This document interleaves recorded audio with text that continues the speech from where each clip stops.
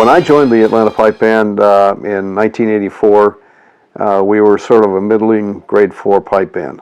And I say middling, I think my first exposure was when we were competing in Charleston that year in 1984.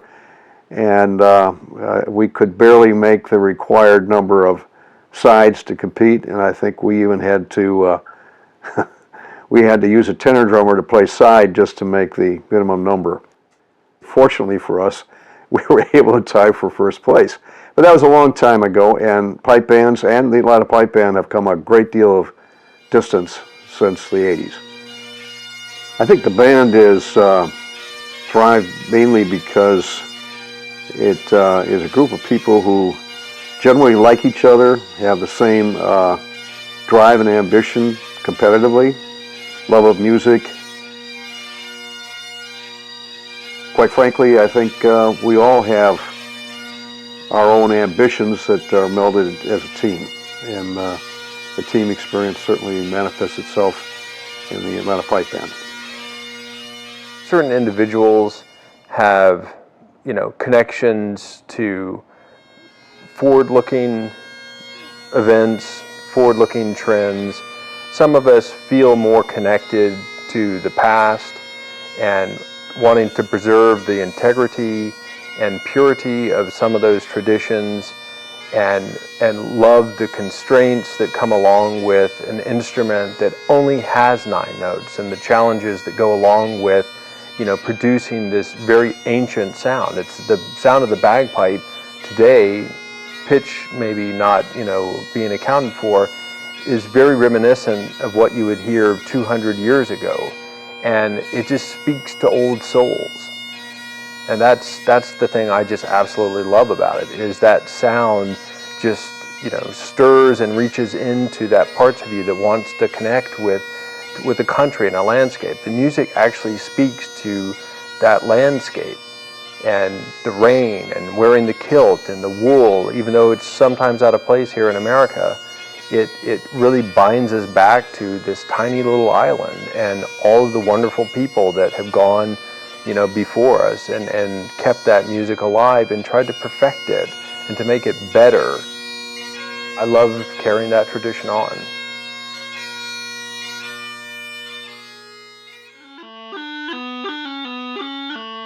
It's become such a huge part of my life. I don't even know how to not play the pipes anymore.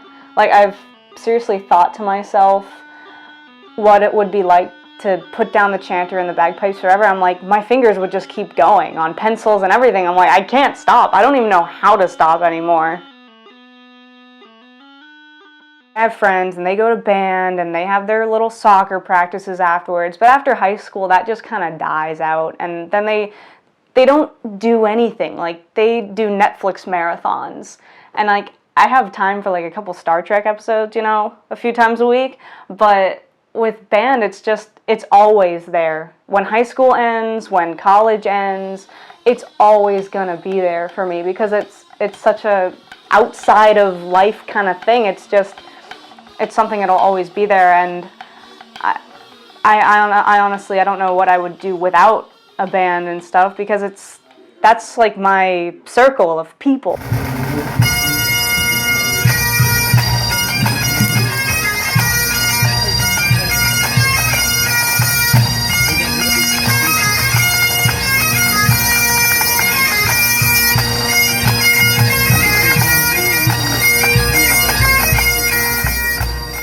The band is important to me because of the people in the band.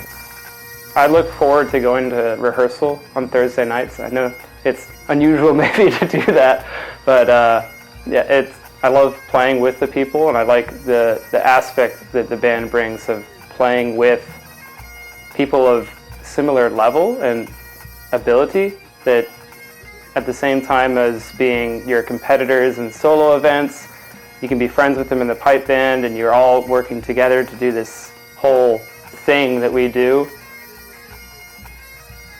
The camaraderie is what makes it special, I think.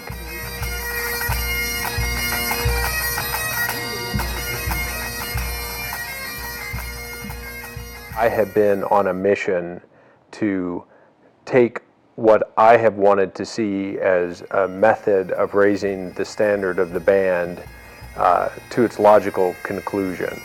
And within the context of the USPBA, we're very fortunate to be at a time now when so many grade 3 bands are pushing the standard, and many of the people that have a lot of experience have chosen to be a part of these lower grade bands in order to broaden the knowledge and broaden the education.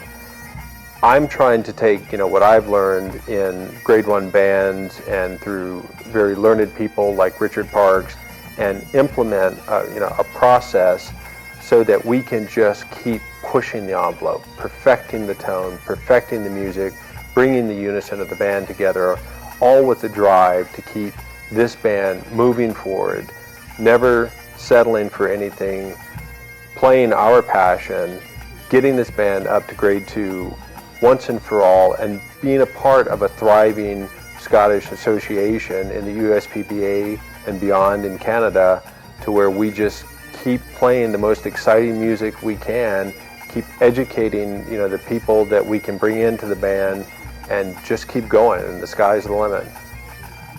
It's been so incredible having all these younger people come into the band the past 3 or 4 years that reminded me of the experience I had when I first started. When I was a young piper, I went into the pipe band not knowing anyone in the pipe band world, and was welcomed and brought into this pipe band.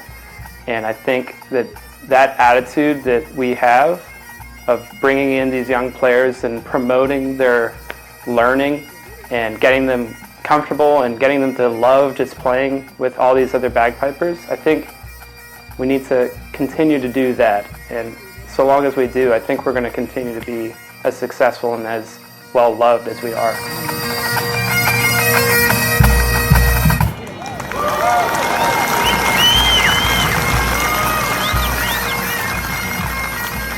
It's like they're just an extended portion of myself.